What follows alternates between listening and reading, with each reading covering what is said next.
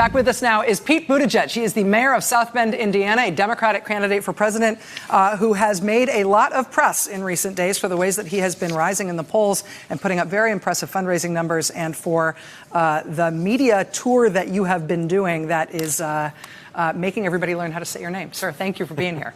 I want to ask you about an element of your resume and your background that is rare. There's this gigantic field of Democratic candidates. It's literally like two baseball teams at this point. You guys could play each other. But besides you and Tulsi Gabbard, there aren't Democrats running thus far who have military experience. You'd enlisted at the age of 26, 27? Yeah, right around then, yeah. After grad school? That's right. Can you talk about your decision about why to do that? Why'd you pick the Navy? What were you? What was going on? There had always been a kind of family military tradition, but I always had some excuse for not serving at any particular moment. When I was in college, When I got the chance to study overseas, I was tied up in that. Although there were several Americans at Oxford who were in my class of Rhodes Scholars who were graduates of the Naval Academy, and I just admired those people so much that it made me think a little harder. The thing that put me over the edge was actually a campaign visit. I was knocking on doors as a volunteer for Barack Obama in some very low-income, very rural counties in Iowa, and was blown away by how many times I would knock on the door, talk to a young person who was on their way to basic training or on their way into recruitment. And I began to realize just how stark the class and regional divides had become, that I could count on one hand the number of people I knew at a place like Harvard who had gone on to serve. And I began to feel like I was part of a problem.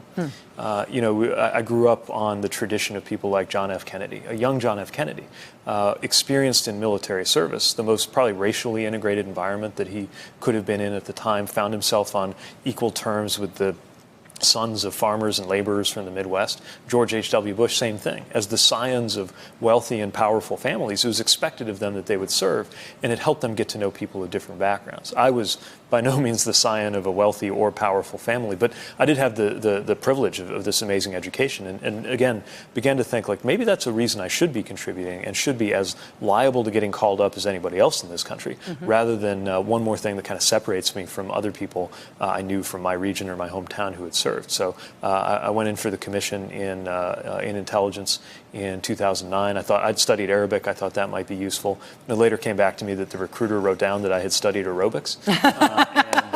Which would also be useful. I actually wound up as a command fitness leader for my unit at one point, so I suppose that would have been useful. But I'm really glad I did get the chance to serve. It helped me connect with very different Americans, people, especially when I was deployed to Afghanistan, who I had almost nothing in common with. Different politics, different generation, different racially, different regionally, but you learn to trust each other with your life because that's what the job requires. And I want more Americans to have that, but I don't want you to have to go to war to get it. It's one of the reasons I think national service will hopefully become one of the themes of the 2020 campaign, because we really want to talk about the threat to social cohesion that helps characterize this presidency, but also just this era. And one thing we could do that would help change that would be to make it, if not legally obligatory, then certainly a social norm that anybody after they're 18 spends a year in national service, so that afterwards, whether it's civilian or military, it's the first question on your college application if you're applying for college, or it's the first question when you're being interviewed for a job if you're going right into the workforce. Now, to do that, we're going to have to create more service year opportunities, and we're going to have to find a way to fund it, but I think it's worth approaching. I feel like that point, and you discussing those difficulties with it, sort of strikes me on that, because it's always really resonated with me. The civilian-military divide that you're talking about is something that I've been interested in a very long time. I wrote a book about it. And it's something that I have struggled with because the easy answer is that there should be a draft. And the easy answer that there should be a draft is easy and sounds like a great solution to everybody except the military, who doesn't particularly want to deal with a lot of conscripts who don't want to be there because it's a high skills, high tech environment of voluntary service professionals.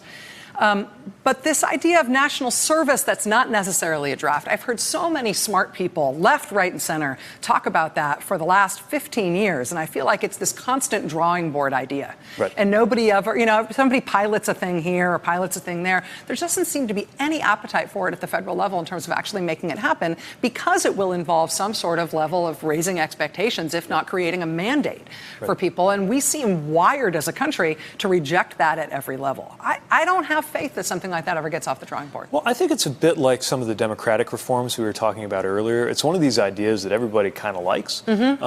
but it was always important and never urgent, right? I mean, how would that ever kind of hold its own in a policy debate where we're dealing with kids in cages and we got to deal with climate change and there are all these pressing, burning issues?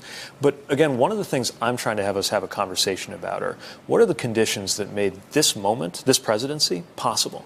And one of them, I think, is a fraying in the social cohesion that we experience. And so some of that kind of stewardship, kind of housekeeping of our society, I think requires direct policy intervention that, to me, makes something like what national service could bring us a little more urgent than we maybe have given it credit for. I get the obstacles, I get that it would be challenging, but if we made it more of a priority, I think we could establish that as a norm by the time that my kids are going to college. Are you going to have kids? I hope so. Don't have any. Do you have yet, plans? But, this whole running for president thing has kind of slowed down the path a little bit. But you guys are talking about it? Yeah, Chasten, my husband, is he's made for a lot of things. He's a great educator. He's become a great public figure, kind of coming out of the gate. But he's also going to be an amazing father. And I can't wait to see him. I hope I'll be good at it too. But I can't wait to see him have that chance. Hey there, I'm Chris Hayes from MSNBC. Thanks for watching MSNBC on YouTube. If you want to keep up to date with the videos we're putting out, you can click subscribe just below me or click over on this list to see lots of other great videos.